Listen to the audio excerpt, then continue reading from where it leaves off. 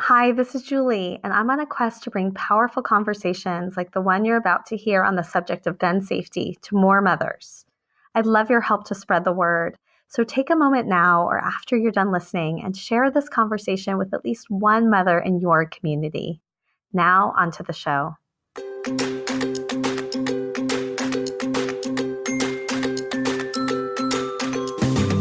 Hi, and welcome to Mother's Quest, a podcast for moms like me ready to live our own truly epic life. I'm Julie Neal, a life and leadership coach, community builder, writer, and mom to two high-energy boys who challenge me to grow into my best self. I'll be right there. Where was I? In the months leading up to a big milestone birthday, I decided it was time to stop sidelining my dreams and realize that I'm the hero of my own journey. I knew I didn't want to do it alone, so I created this podcast to learn from other moms on their own quest, so their words of wisdom and lessons learned could help light the way for mine. I created this podcast for myself. Come along with me, and you'll find some treasures of your own. Hello, and welcome to this special episode of the Mother's Quest podcast, which I'm releasing just days before the March for Our Lives. On March 24th, 2018, the kids and families of March for Our Lives will take to the streets of Washington, D.C. and around the country to demand that their lives and safety become a priority and that we end gun violence and mass shootings in our schools today. In the wake of the mass shooting at Marjory Stoneman Douglas High School in Parkland, Florida, I, like so many other mothers I know, felt shaken to my core yet again by the tragedy of gun violence and our seeming inability to do anything about it. At a loss for words myself, I asked Sage Hobbs of the Naked Conversations podcast, another mom with years of experience working within schools, if she would dedicate this episode. Here's Sage. Hi, I'm Sage Hobbs, and I'm honored to dedicate this episode of Mother's Quest. On February 14th, I was walking home with my son from an after-school activity when I got a text from a friend that simply said, "My heart is heavy, eyes swelling." I've been involved with my son's activity and hadn't heard the news of the horrific shooting at Marjory Stoneman Douglas High School that had left 17 dead. I immediately had several powerful emotions just really rushed through me. Sadness turned to fear, turned to rage. And I was a mom thousands of miles away. I couldn't even begin to imagine what the parents of those in Parkland, Florida were facing. So I'm really honored to dedicate this episode to all the moms who lost a child on February 14th at the shooting. Each one of them has had to face the unimaginable, along with the countless other victims of gun violence in our country's recent history. As a mom myself, raising two beautiful children of my own, I can't begin to understand what their experiences have been. I spent 10 years as a school counselor, often working with some of the most troubled teens in the school. And this is my husband's 14th year as a teacher at our local high school. We love kids beyond our own, and we really believe that they all deserve to feel safe out in our communities and particularly in their schools. I'm recording this on the day of the national walkout. My wish is that the work of MomsRising, along with activism and courage of others, will lead to deeper understanding across differences and ultimately to action for gun reform and a safer world. Enjoy the episode. Thank you, Sage, for that dedication. Your words perfectly matched the sorrow, rage, and sympathy I experienced when I learned about what happened in Parkland. And I hold the same wish that we can move into action across differences to create gun reform and safety for our children. To help light the way, I reached out to Gloria Pan, who currently serves as the National Campaign Director for Gun Safety for the grassroots advocacy organization MomsRising. A public interest advocate and internet communication strategist, Gloria also leads the organization's member engagement, rapid response, and mobile actions initiatives, as well as the hashtag Keep Marching project. In our conversation, Gloria shares about her upbringing in an Asian American immigrant family, the impact of her mother's experience working in the UN during the women's movement, and whether the idea of living an epic life is relevant for mothers struggling to meet basic needs for their families. We delve into the EPIC guideposts from the lens of gun safety advocacy, explore the ways in which we can broaden our lens to make that advocacy intersectional, and Gloria gives us specific, actionable challenges to get involved and make a difference.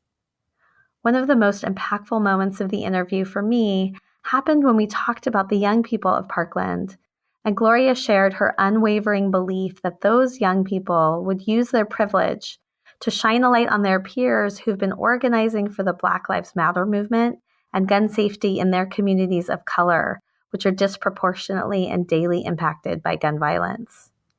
The moment brought me to tears because I really believed her. And sure enough, in the days since that interview, those young people have been joining with students of color in Chicago and other urban areas, making their advocacy platform intersectional and building bridges where adults have failed to do so. In a recent article that I'll link to in the show notes, Cameron Caskey, one of the student leaders, said, "We have to represent those who unfortunately were ignored. This is not just about us. When we're together marching, this is not going to be different races, different generations. This is going to be a unified people standing together against those who are trying to ignore us." I'll be standing for all of that on Saturday at the March for Our Lives. And as I move through the advocacy challenges thoughtfully shared by Gloria and MomsRising in the days afterward. I hope you'll join me. I'm Julie Neal, and this is Mother's Quest. Gloria, welcome to the Mother's Quest podcast. You have so much going on right now, and I'm just honored and so grateful to have this time with you today. Thanks for inviting me, Julie. I'm really looking forward to chatting with you. So the reason why I reached out to you is that on my own quest, and folks who have been following along on the journey know, I have been stepping into more activism in my life. And of course, after the shooting in Parkland, I, like so many others, have just been so horrified. And obviously before that as well, just continuing to have that feeling of, how can this be possible that we cannot make a change?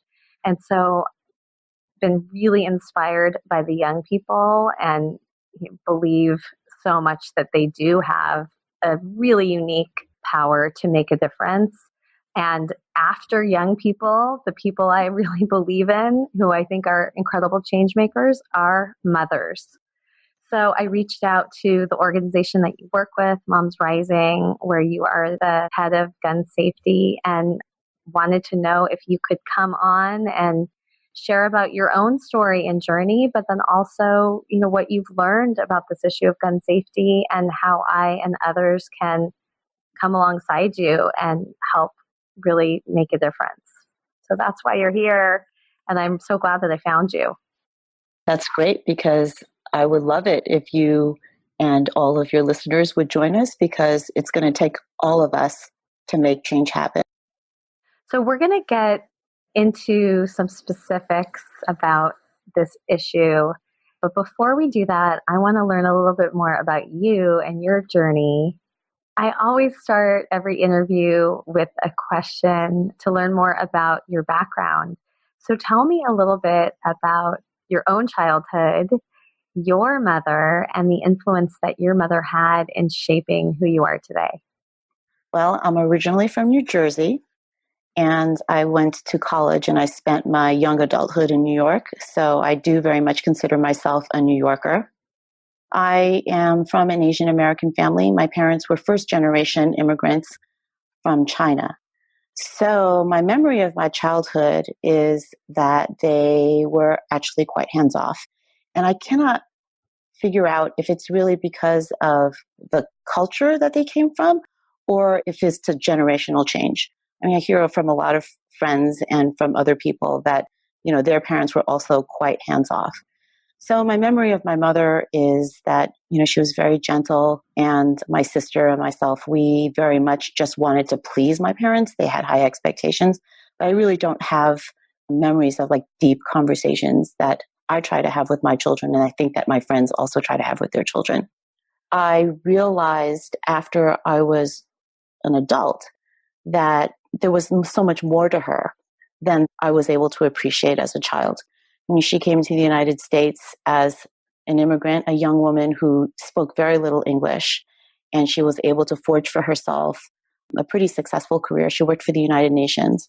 Oh, wow. And she's a shy person, and she, as many immigrants do, they come here and they have the language barrier. So they end up doing things that are, math or science oriented or numbers oriented and not so much to do with language.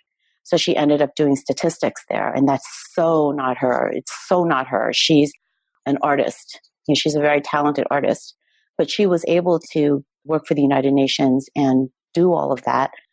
I'll share with you a story. When I was in college, I made the mistake of trying to minor in computer science. It was ruining my GPA. I was really awful at it. And I told my mother that I was going to drop it. And she said to me, "You only think you can't do it because you're a woman." And that came from so out of left field. I had no idea where that came from. It was so strange to me at the time. And I realized afterwards, she actually confirmed for me that at the United Nations, there was a women's movement at the time in the late 70s. And so now I think back of the experience that she must have had, coming into her own, coming from a more traditional culture and being influenced by the women's movement here in the United States, and then working in, an institution. It's international, but the culture inside is actually quite Western, and how she was able to thrive there. And I think that I've really gotten a lot from her example. What an inspiring story, and such an interesting perspective that she must have had. And what does she think of the path that you've taken and the work that you're doing now? I don't think that they understand what I do, frankly. I mean, they have their own friends. Their children took more sort of stereotypic immigrant paths in terms of profession. Their kids are in banking, they're doctors, they're lawyers. And I don't think they really understand what I do.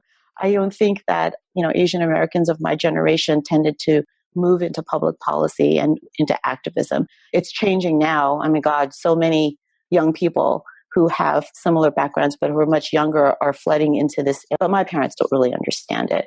But, they accept it. And, I've had fancy pictures taken with people like President Obama, and they like to share those, even though, many, many people have had pictures taken with President Obama.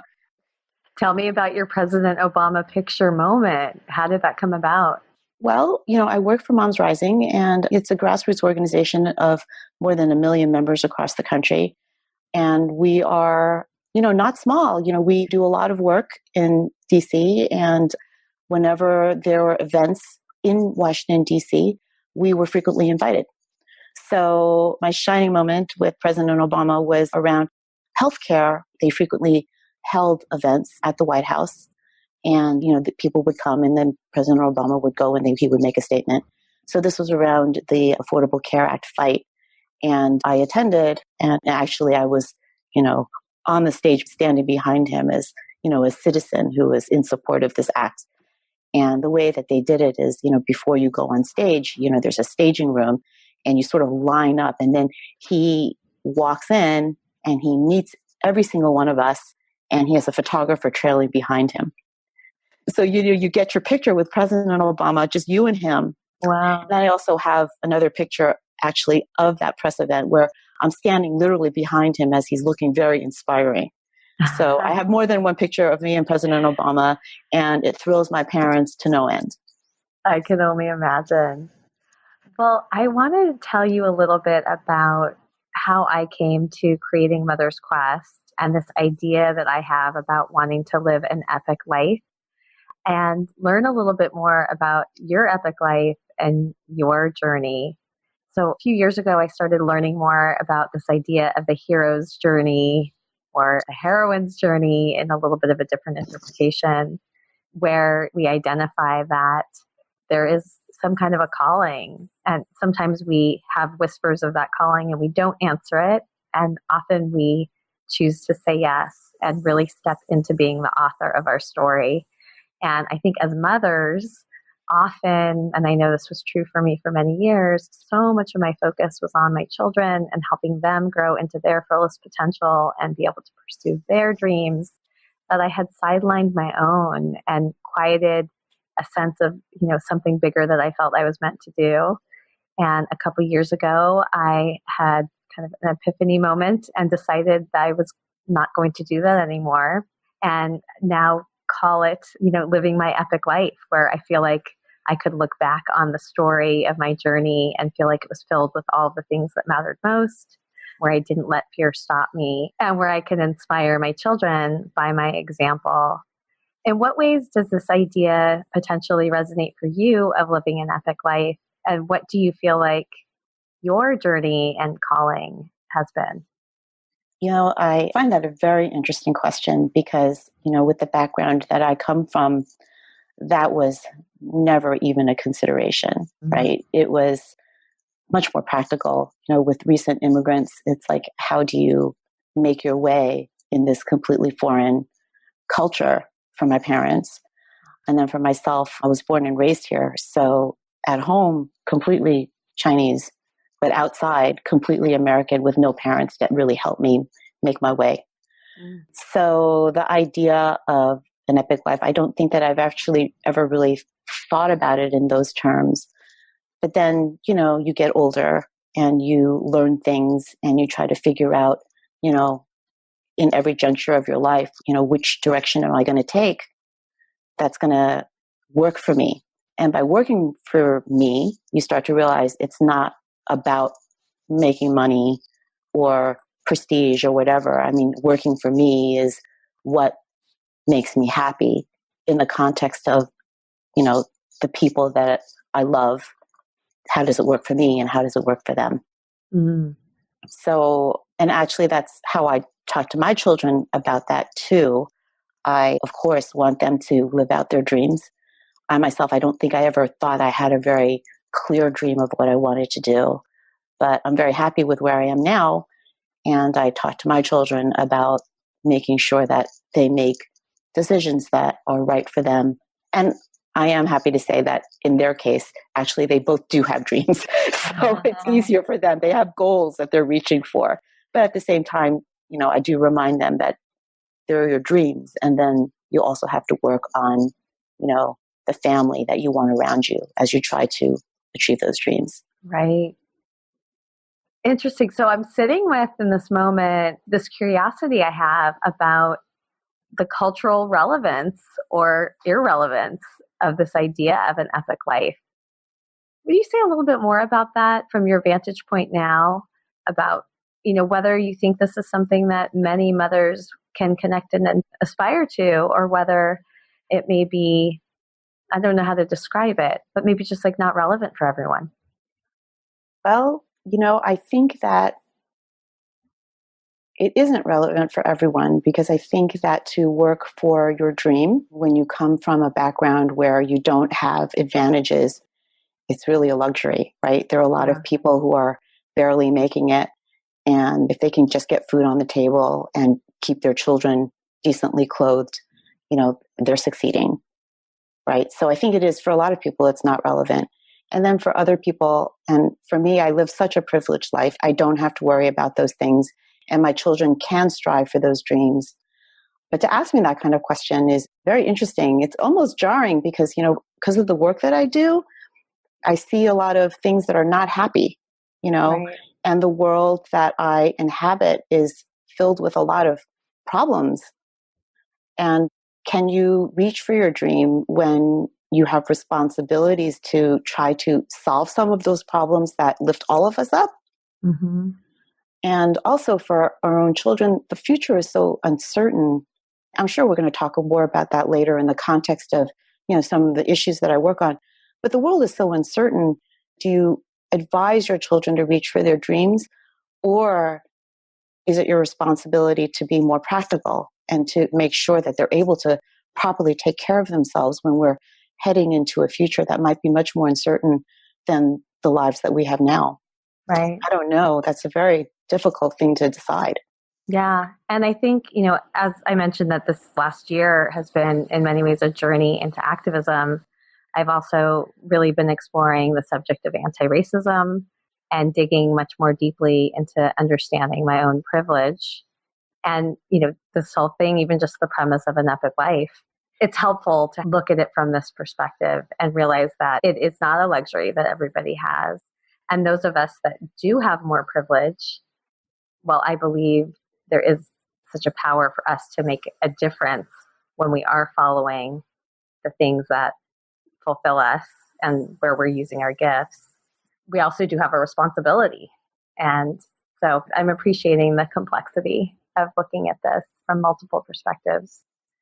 Let's start to dive into what I call the EPIC guideposts. So in addition to capturing this idea of living an epic life, EPIC is also an acronym mnemonic for the guideposts that I think help us to live that life when we're raising our children. So E stands for engaged mindfully with our children. And I would love to hear what you and other mothers as part of Moms Rising have learned or could recommend in terms of how to have conversations with our own children about this subject and where and how it is appropriate to engage them in this. I think that everyone should be engaged in this right now. And part of the work that I do and a part of activism is to engage the people around us, including our children. For myself, because of the work that I do and because of my husband's own interests, this is stuff that we talk about all the time. And so my children have been hearing about this and they just do it. They do it. I guess it's modeling. But just talking with Moms Rising members and getting to know them, I think that many of our members do mindfully sit down and speak with their children about these things. But I can't overemphasize the importance of modeling. Our members are very active and very engaged, and they regularly, turn out for rallies. They regularly write letters to the editor. They always vote. And I can sit down and I can talk about an issue with them, and frequently they'll know more than I do. And I suspect that in their families, with their own children, they're sharing the knowledge that they have with their children. So, yeah, I think modeling and talking, it's whatever works for you, as long as you yourself are also engaged. Yeah, I agree with that so much. And that is a huge premise of this whole idea of Mother's Quest and us, following living a life this way, is that our children learn so much more from our example than from what we tell them. And I'm curious if there are any really powerful examples that jump out to you of some of your members and what they've done and an influence that has had on their children. We can see it. I can see it because we frequently, challenge our members to turn out, to actually physically turn out and to, hold their lawmakers accountable. So I live in the Washington, D.C. area, and we do a lot of work on the Hill. And we frequently invite our members to, attend hearings on the Hill, to show up for rallies on the Hill. And Moms Rising is known for bringing our children, our members bring their children on the Hill. And we walk through the halls with our children, and we have meetings with lawmakers and their staff with our children. And there are so many images of, babies crawling across conference desks. And so that's what we're known for. And actually, if your listeners and if you wanted to visit our Facebook page at Moms Rising, we have photo albums and you can see it. Oh, lovely. Yes, we will definitely include links to that and to other things that I suspect we're going to be talking about in the show notes. Well, I want to move to the next guidepost, P, which stands for passionate and purposeful. And this is about the difference that we make beyond our family. Tell me what you think, as I and others are grappling with how we can take this passion that we have about wanting to see change in terms of gun safety. Where have you found are the best ways to channel that? What are the actions and the things that we can do to make a difference? We all live very individual lives.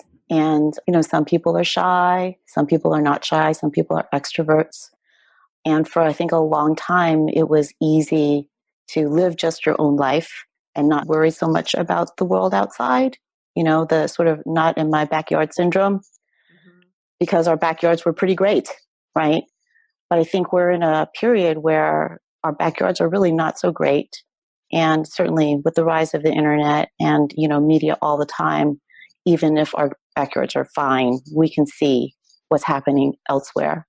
So I would say that the most important thing right now, if you feel this need, and I think many people do, is to step out, talk to people and engage, because it's actually at the grassroots now where we're going to see change happen.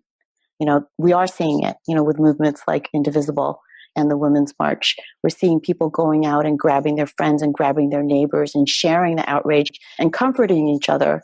And out of that sense of, mutual, despair, anger, you take action and you do it together. And it sort of creates like a maelstrom, and you bring in other people. And that's how we're going to make an impact and change our world. I love that. And, in a little while, we'll talk about another guidepost that is about community. And I'd like to delve into that a little bit more. One thing I am grappling with, and you asked me where I live before we pressed record, and I live in the San Francisco Bay Area, which is obviously a very progressive place to be.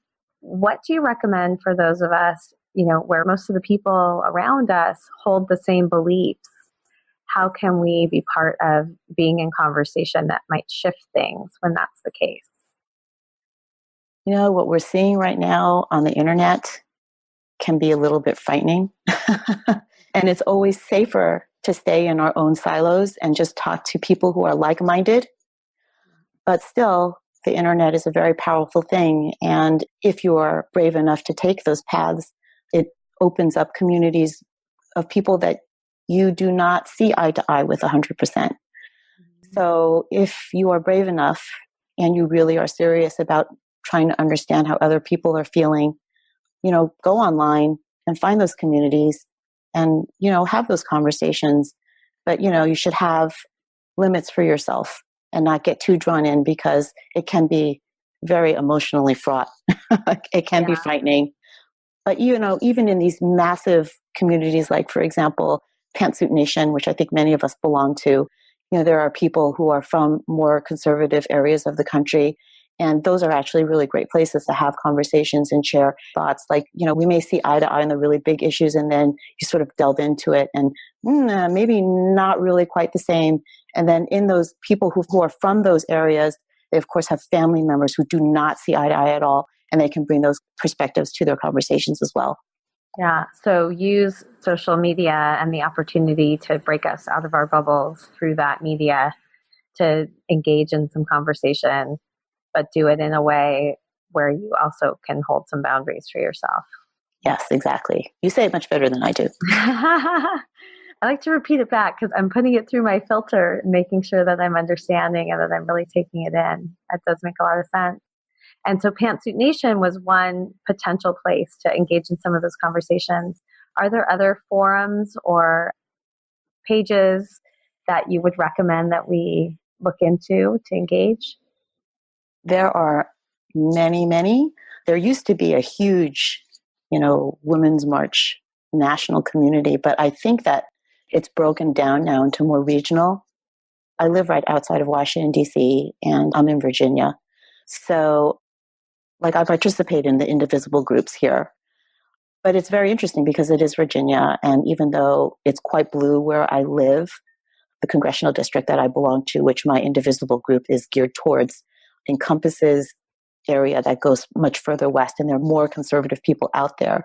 And there are people who have joined my Indivisible group who are all about opposing the dangerous Trump agenda, who are Republicans. So in my experience, just, participating in Indivisible group gives me a lot of insight about how more conservative people are thinking. In California, I don't know how possible that is. Have you done any of that? Can you share what you've learned? Well, I just wrote down Indivisible because it's one of those groups I've heard about and I have not actually connected with. They have a website where you go and you can put in your zip code, and the different Indivisible groups in your area pop up. Like in my area, there's like 30 of them. Okay. So you sort of find the big ones or the ones that you are more comfortable with. And, those online groups are supposed to translate into real live action. Right. So you should try that. Yeah, I think I will definitely explore that. And, I am thinking about, even though most people I think share my same thoughts, I have been still afraid to have conversations where I think there might be tension or conflict. I can think of a few people, even in my own community, that may hold different beliefs, that it could be interesting just to be in conversation with them and to bring some curiosity to that. I think that's always the thing, is how to both share my own perspective and belief, but also try to just more, understand where people are coming from, because ultimately that's what's going to help us be able to move them. Yeah, I agree. The next guidepost I stands for invested. And this is about, how we as mothers can care for ourselves, our own health, the things that fulfill us, also our own growth and learning. What have you learned, or could you recommend from your experience of supporting so many mothers, about how we can invest in ourselves for this work? For myself and for mothers like me, I definitely recommend that you sometimes just need to step away from it. Sometimes you need to stop watching Rachel Maddow, just turn off MSNBC, put down the newspaper and pick up a book, read some Jane Austen, and make sure that you take care of yourself, exercise, eat right, that kind of thing, and investing in yourself. But in terms of supporting other mothers and other people that you come across in your life, just to sort of be mindful of where, people's individual experiences. This is something that I very much learned at Moms Rising. We're very diverse, my colleagues, and we're extremely diverse, and we have very, very different life experiences. And sometimes traumatic things happen in the news, and it's personally traumatic for some of my colleagues. And I couldn't understand that at the beginning, right? Like, for example, if there's like a police shooting, it's horrible, but it's, not really part of my life. I watch it and it's not personal to me. But, there are people out there who know people for whom this has happened. And, a public event like that is all over the newspaper can be very traumatic, and they need to take a break. And we also all need to be understanding of that. Yeah. I did a whole series of podcast episodes last season as part of an initiative that I started called Women Podcasters in Solidarity. And the idea is to use the podcasting platform to shed light and be part of moving people toward social justice. And the first topic was anti-racism and police brutality. And it came initially because I had a friend who had done a Facebook Live after one of the many Black men had been shot by a police officer and killed, where she was expressing just the tremendous fear and pain and daily trauma she lives with when her Black husband and brothers and children go out the door in the morning.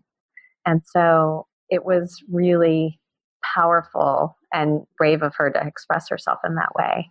And especially in these times, right, where we have a president and we have a majority in our leadership that seems very insensitive to the diversity of our country, right? They're very anti-immigrant, it seems, and they're very eager to ostracize and exclude people of color, people of different religions, people of different sexuality. So they are opening up this can of worms that give other people permission to behave in the same way, right? Yeah. But I firmly believe that most people are kind and mean well and want, to live peacefully and be united, as Americans in our democracy. And so we have to just play our part, right? And to live those values in our own lives, despite what we're seeing out of Washington. Yeah, absolutely. Well, I think this really leads into the next guidepost, C, which stands for connected. And this is about being in community on our journey. And I think what you're speaking to now about, coming together across differences, about understanding the reality of, other mothers and what they are struggling with, and really, using our activism to support, people of color and, immigrants and all of these communities that have really been under siege in this presidency. What are the things that Moms Rising are doing to help us unite, to help us all, fight for these communities that are so vulnerable right now? Maybe you've heard the quote that a lot of people like to use. Audre Lorde famously said that we are not single issue people because we don't live single issue lives, right? So Moms Rising is an intersectional organization. We work on many different issues, but we work on it in a very intersectional way. So I lead the gun campaign so I can best speak about intersectionality from my campaign. And one example of that would be, out of Parkland, we are seeing a lot of policy proposals on the table. For example, background checks, which is something that we've been chasing since the Sandy Hook shootings. Well, we can talk about background checks, right? But a lot of communities of color, to them, background checks mean nothing. The burden of gun violence disproportionately impacts communities of color. And for them, gun violence is like an everyday thing, right? For many of them, it's not, the high profile shooting. In Sandy Hook, it was an upper middle class community. It was predominantly white children. In Parkland, it's more diverse. But the policy prescriptions are coming from people who are from a very specific perspective. And when it comes to gun violence prevention, and to talk about it only in the terms of things like background checks that have very little relevance for communities where they need help reducing violence in their communities, that's very difficult. So at Moms Rising, we approach gun violence prevention in a very intersectional way because we work on issues like holding police accountable. When we talk about issues even like paid family leave, we always recognize that issues impact different communities in different ways. Some communities are just going to get it much harder than other communities. And we're very mindful of the way that we communicate. Because we're very intersectional, we've built trust, and our members listen to us and they don't just shut down. If you speak about certain issues in a very, very limited lens, like just talking about background checks when it comes to trying to address gun violence prevention, a lot of people are just going to shut down. It's just not relevant for them. I want to dig into this a little bit more because, I've read some articles and had the same thought myself about the Parkland students. They are so powerful, and what they're doing is inspiring and amazing. And they are galvanizing people behind them. And yet, there have also been inspiring, powerful young people of color connected to the Black Lives Matter movement who have been also advocating, after, traumatic events and haven't been met with the same kind of support. What is your analysis of that? And how might we use this opportunity right now? How can we help turn this into a more intersectional moment of change on this issue? At the moment, I think everyone agrees that the students have been doing such a good job. They have made things happen that we adults have failed for years to make happen. And I think that for what we're seeing, the students are so supportive of each other that I think that they'll get there. The high profile student leaders that we see coming out of Parkland, they are making all sorts of connections right now, and they're following the issues so closely. And there's more than one person, right? There's been many of them. And I think that they will be, if they have not already been in touch with the student leaders who have different experiences of gun violence than them. And I think that they will come together and then they will support each other and we will get there. I notice that I'm feeling really emotional hearing you talk about that, because I have that same faith and that same sense too. It just, that they will get there, that they will come together, that there is something about power of young people, even coming from their own places of privilege, that I believe so much more that they're capable of moving us forward together with a much broader perspective. They're so clear-eyed, right? They really haven't been, corrupted by, personal ambition.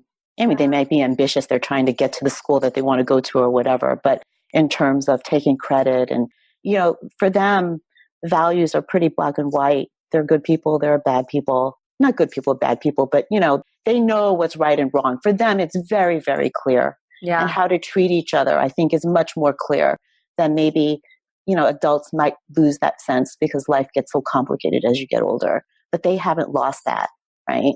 Mm-hmm. On this subject, it would be great to hear from you, because you know this so well. In addition to the things like background checks or like this red flag law and these other things that we're trying to move forward, what are some of the other policy changes that do speak to the more pervasive gun violence issues that are affecting other communities in a much more daily way and not like these high profile issues? What are some of those other things that should be added to all of our agenda for change? So the one policy prescription that would really help communities that experience gun violence disproportionately are, more investments in community-based anti-violence programs. It has been proven that when you invest in communities and you provide them counseling and you provide them support to help them break out of the cycle of poverty and other cycles that they see in their communities, it reduces gun violence. So that's one policy prescription that MomsRising very much supports, and more members of the sort of mainstream conventional gun violence prevention community support. But unfortunately, I don't think we're going to hear a lot about it in the wake of Parkland. It's more like a giant scream, let's just do something. And there are policy prescriptions that think that lawmakers more easily, they can pick up because they've been hearing about it for so long. It's just easy for them to say, okay, well, we can work on these things. And, that would include things like, background checks, improving the background check system. We're hoping, MomsRising, that we will see movement towards a ban on assault rifles and high capacity magazines. Police shootings are also gun violence. Unfortunately, when these things happen, there's not a lot of accountability in our law enforcement. They are, really important parts of our society, and the vast majority of law enforcement are wonderful. They take their jobs very seriously, but there are a few, and when things happen, they are not held accountable. And that's another area where we can improve gun violence prevention by holding police accountable. Yeah, the women I interviewed as part of the series I mentioned before is the co-founder of Mothers Against Police Brutality, Sarah Mercuria. Have you met her? I haven't met her, but of course I know their organization. Or Colette Flanagan, who's the founder. I'd love to connect you. But, in the conversation, I was really struck by one of the main policy things is, to have more accountability. She also said things like, when there is a shooting from a police officer, they almost immediately go back out. They're not put on some kind of a leave while things are investigated. And the other issue that she shed a light on, and that I've begun to learn more about from a local woman in the Bay Area, is the trauma for the families that have been left behind, who often get no support. Even if they sometimes are witnessing the shooting of their family member. There are a lot of policy changes and support that could be provided. And I'll include a link in the show notes to that conversation that I had with Sarah, because they also have their own set of policies that they're working for. Yeah, that would be a great companion piece. Yes. So before we get to the challenge that you want to give to me and any listeners who say yes and are closing, I want to ask you one last question, which is I often talk about something that I call an epic snapshot moment, which is a moment where, sometimes you feel like time slows down and you experience something that is really encapsulates everything that you've been working toward. And it's the kind of thing that you can remember, vivid details about because it had such a powerful impact on you.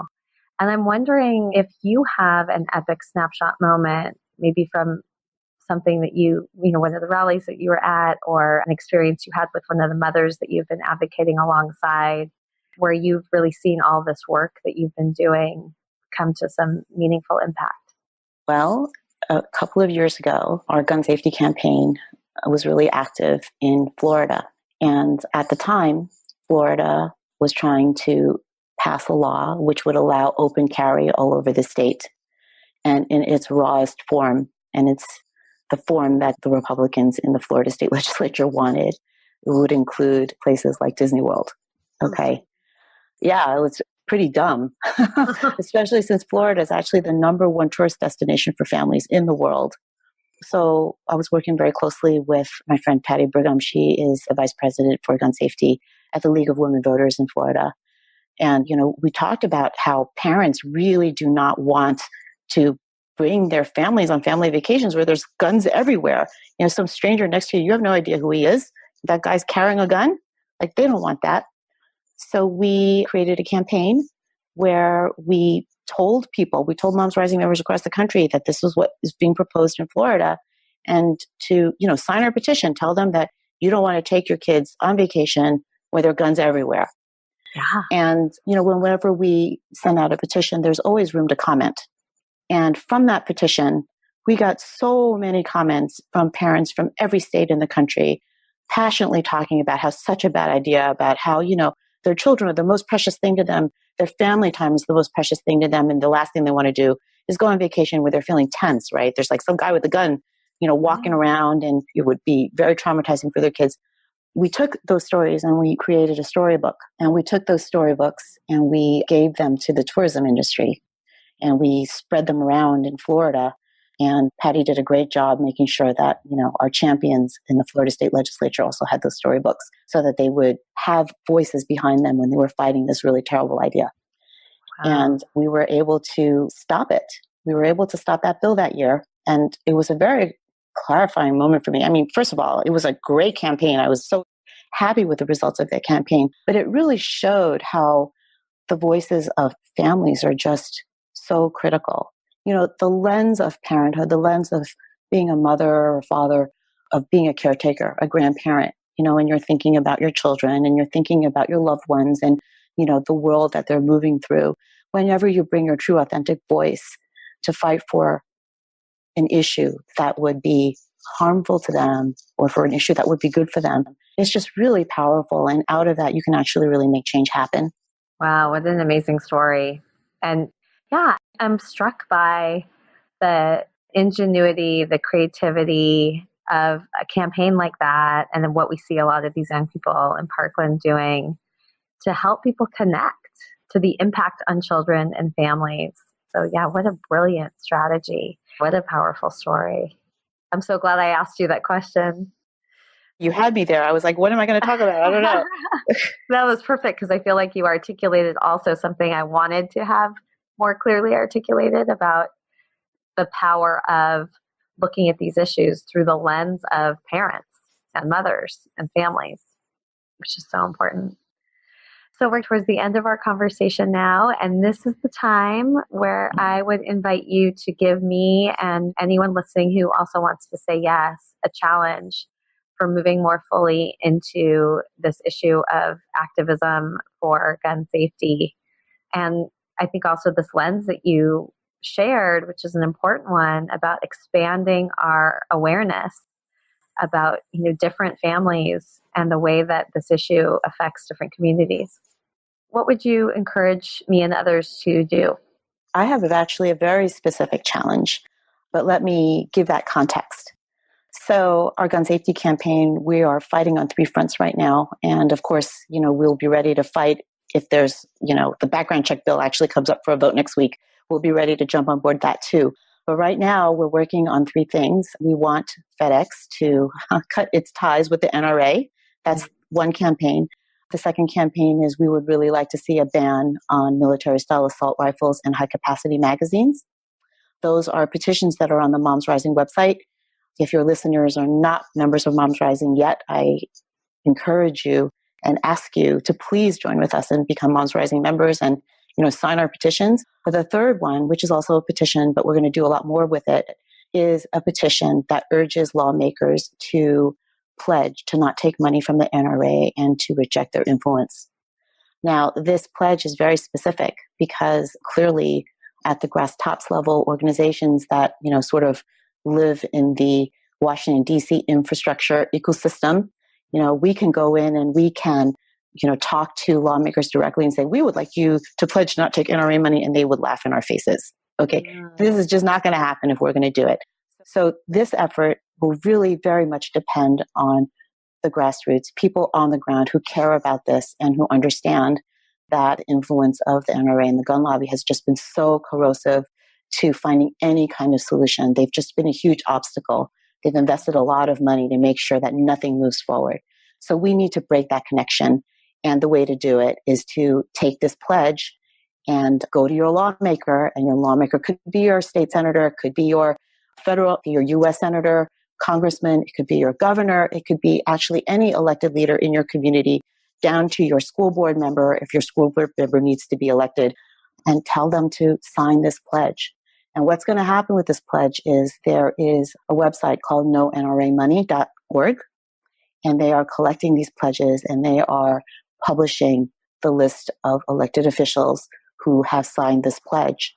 And at the end of the day, if everything goes well, and I have confidence that it will, because we all know this, and I think that we're all going to be very passionate about it, we're going to have a list of people who want to serve us, who want to, be our voice for decisions that impact our families, and they're going to show whether or not they stand with us and shun the NRA and the gun lobby in their influence or not.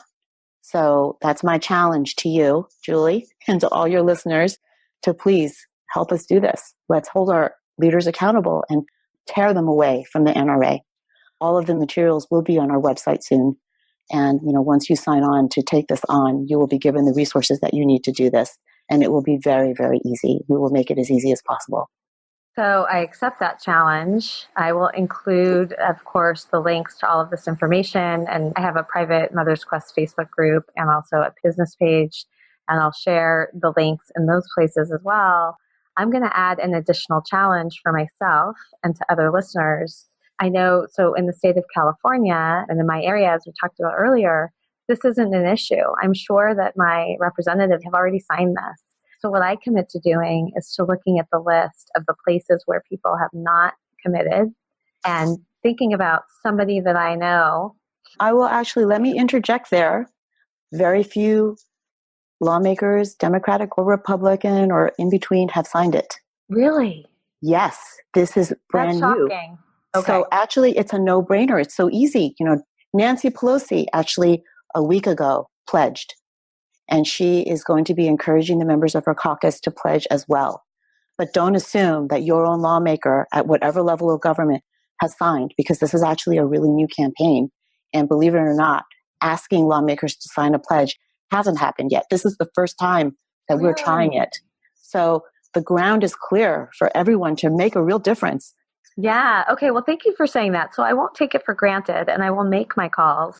What I would also want to do to take it a step further is to identify some of the places maybe where it's going to be more challenging to get those representatives to sign on, and see if there are members of my community or friends that I know that are those representatives' constituents, and encourage them to make that same request. That's great. And I applaud you for taking on the more challenging challenge. Definitely, pushing out of the comfort zone a little bit and building some connections and conversation with people that might have some differing opinions. So I do pledge to do that. There are actually 3 other things that you and your members, your listeners, could all support. I'm sure that we all support it, but there are 3 student-led events that are coming up. The first one is the Women's March Walkout, which is on March 14th. And you can find a lot more information about that on their website. You can support your student, maybe help your school do a walkout.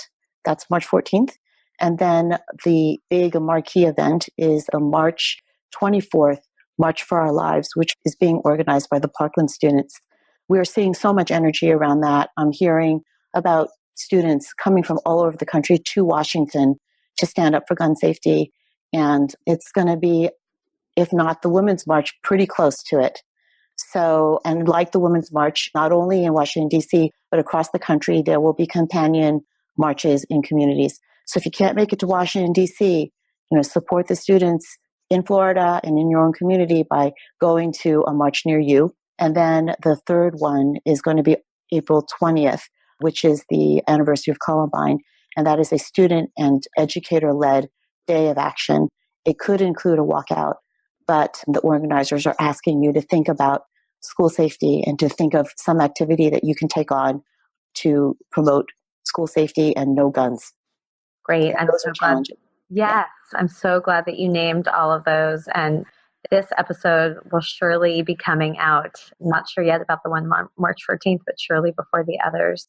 And do you have any particular words of wisdom about how, when participating in those, we can amplify the impact of our participation? Yes, some very practical advice. So when you participate, document it. Take out your phone, take pictures, talk to the people around you, maybe record and do sort of man on the street interviews with the people that you're talking to. And then when you have that, share it on social media, because, not only do we model for our children, we model for our fellow activists. And when people see that, they are encouraged. And people who have never done anything like that before see you do it, and that encourages them to do it. Great. Okay. Thank you. Well, again, I'm so grateful for this time with you. I feel like I have my understanding expanded in many ways. This is the part of the interview where we get to just close out with some acknowledgments or takeaways. And I'm going to share one of the things I'm really appreciating about you. So interesting, because it comes back to the thread of your upbringing, is the very practical, rounded approach that you bring to looking to this conversation. From literally reminding me not to take something for granted that my own representative would say yes, to the suggestion about how to document my experience when I am at a march or rally. I really value that. And the other thing I'm leaving with as a takeaway is just a reminder again of building my own awareness of the experiences of different mothers and families and communities. And when looking at these policy issues, challenging myself to see what is the broader perspective and how can I use my own privilege to shine a light on the importance of those experiences and those policy changes as well. Thank you so much for both of those gifts today. You're welcome. And I very much appreciate this opportunity to share my experiences and some of the things that I've learned with you and your listeners. And I very much see us all in it together. And I hope that we continue to be in it together going forward.